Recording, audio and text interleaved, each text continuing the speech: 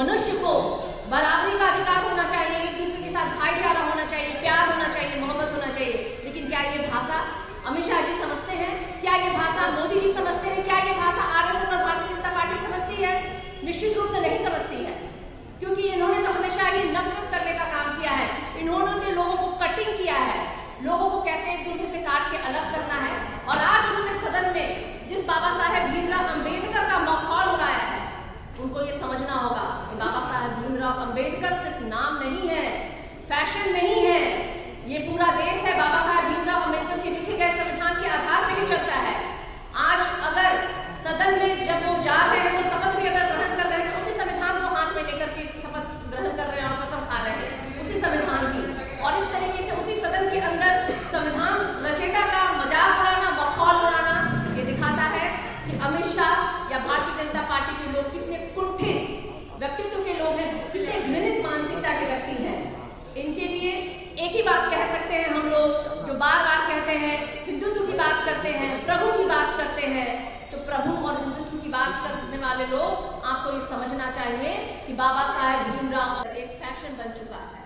और अगर अम्बेडकर का एक जगह अगर भगवान का नाम लेंगे तो इनको स्वर्ग की प्राप्ति होगी। मैं इन चड्डीधारी गैंग और उनके कठपुतलियों के साथ कहना चाहती हूँ कि अम्बेडकर का नाम कोई फैशन का नहीं है, फैशन में लिया गया कोई नाम नहीं है, वो एक विचारधारा है, वो एक न्याय है, जिसको कि समझना भारतीय जनता पार्टी और आरएसएस और मनुस्मृति को मानने वाले, उनके रास्ते पे चलने वाले लोगों के बूते की बात नहीं है।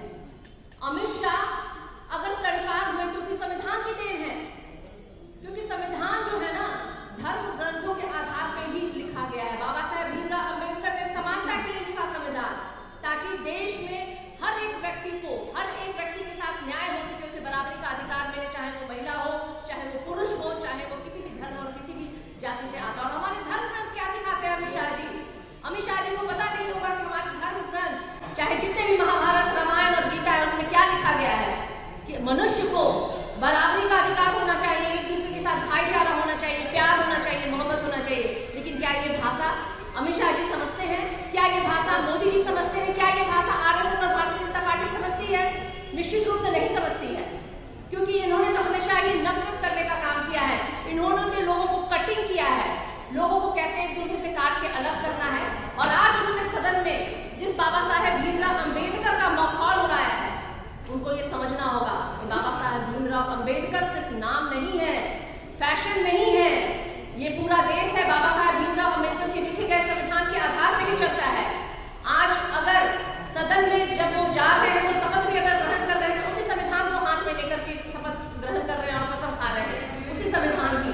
और इस तरीके से उसी सदन के अंदर संविधान रचयिता का मजाक उड़ाना, मखौल उड़ाना, ये दिखाता है कि अमित शाह या भारतीय जनता पार्टी के लोग कितने कुंठित व्यक्तित्व के लोग हैं, कितने घृणित मानसिकता के व्यक्ति हैं।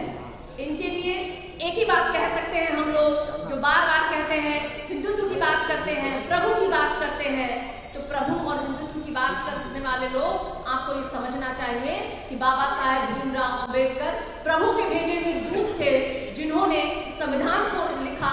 उस संविधान में जिन्होंने बराबरी का अधिकार दिया, भाईचारा और हर एक व्यक्ति के लिए दिया, सिर्फ दलित और पिछड़ों के लिए नहीं दिया। उन्होंने सामान्य वर्ग हो चाहे कोई वर्ग हो, सभी के लिए वो संविधान लिखा गया। और उस संविधान को मैं कहूंगी एक बार अमित शाह जी को कि जब फुर्सत में आए कभी तो पढ़ जरूर ले। अगर पढ़ लिए होते तो शायद आज उन्होंने जो भाषा का इस्तेमाल सदन के अंदर किया है, वो करने की वो जुर्रत नहीं की है। लेकिन अगर जो जुर्रत उन्होंने कर लिया है, तो 90% भारत के देश की आबादी जो है, उनको जवाब देगी। अभी तो पुतला दहन हो रहा है, भारतीय जनता पार्टी का भी दहन होगा। और जो सपने और जो ख्वाब लेकर के वो सदन के अंदर गए हैं, निश्चित रूप से उन ख्वाबों को हम लोग धराशाही करेंगे, नेस्तनाबूद करेंगे। ऐसे विचार वाले लोगों को हम लोग पनपने नहीं देंगे, जो हम लोगों के बाबा साहेब भीमराव अंबेडकर, जो संविधान रचयिता, जो देश हमारा भारत देश जिस संविधान के आधार पर चलता है, वो निश्चित रूप से ऐसी भाषा को हम लोग स्वीकार नहीं करेंगे। हम लोग उसकी घोर निंदा करते हैं, आपत्ति व्यक्त करते हैं। हम लोग मांग करते हैं देश के प्रधानमंत्री नरेंद्र मोदी जी से कि अगर आपके अंदर न्याय के भाव है तो अविलंब अमित शाह जी को पद से हटाया जाए, क्योंकि ऐसे व्यक्ति को गृह मंत्री के पद पे रहना कतई भी स्वीकार नहीं है। 90% आबादी को स्वीकार नहीं है और 90% की आबादी जो है इसका विरोध करती है। और मैं 131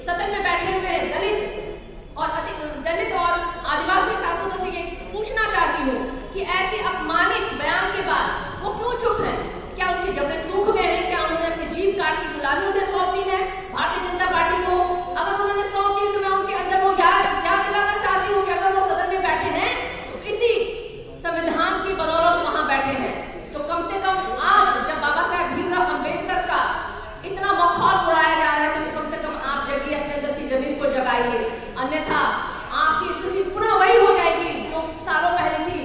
गले में मटका बांधा गया था, पिछवाड़े में आपके झाड़ू बांधी गई थी, आपको गांव के दूर रहने के लिए मजबूर किया जाता था। अगर आज भी ना जागे तो मनुस्मृति वापस से देश में कायम हो जाएगी। ऐसे लोग आपको जूतों के नीचे रखेंगे। मैं आग्रह करना चाहती हूँ अपने तमाम सांसदों से, तमाम नेताओं से, जो दलित और जो पिछड़े और बहुजन हमारा नेता है, सभी लोगों से आप लोग आइए और हमारे साथ विरोध कीजिए, क्योंकि ऐसे गृह मंत्री हमें स्वीकार नहीं है। और पुनः मैं कहना चाहूंगी, ये वो लोग हैं जिन्होंने कभी प्रभु को देखा नहीं, तो प्रभु के रूप को तो इन्होंने नहीं देखा होगा, लेकिन हम जानते हैं अगर प्रभु के रूप में अगर किसी ने धरती पे अवतार लिया था तो वो है हमारे बाबा साहेब भीमराव अम्बेडकर, जिन्होंने समाज को बराबरी का पाठ पढ़ाया।